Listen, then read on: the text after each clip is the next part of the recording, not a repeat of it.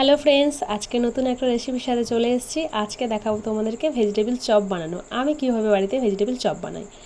যার জন্য আমাদের লাগছে প্রথমে বিট আর গাজর, সেটা আমি ভালো করে কেটে ধুয়ে এখন গ্রেট করে নিচ্ছি। আর আমাদের লাগবে আলু সেদ্ধ, লাগবে কিছুটা বাদাম, লাগবে একটু ফুলকপি, লাগবে একটু ধনেপাতা, কাঁচা লঙ্কা আর সামান্য কিছু মশলা। তো দেখো, প্রথমে বিট আর গাজরটা গ্রেট করে নেওয়া হয়ে গেছে আমার। এখন কড়াইয়ে তেল দিয়ে বাদাম কটা আমি একটা ভেজে তুলে রাখবো।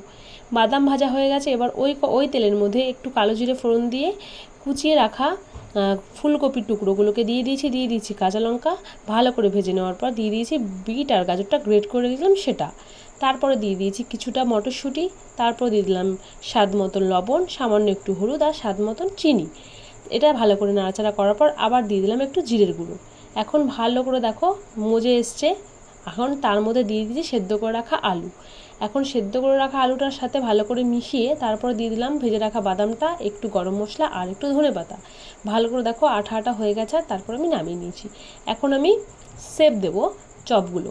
এবার যে আর যেরকম ইচ্ছা সে সেরকমভাবে শেপ দিতে পারো। আমি একটু লম্বা লম্বা করে শেপ দিচ্ছি। ভালো করে দেখো সবগুলো আমি আগে প্রথমে বানিয়ে নেব। তারপর আমি এইগুলোকে কর্নফ্লাওয়ারে কোট করব একবার। কর্নফ্লাওয়ারে কোট করার পরে তারপরে আমি একটু ময়দা আর সামান্য একটু কর্নফ্লাওয়ার দিয়ে একটা পাতলা করে ব্যাটার করে রেখেছি।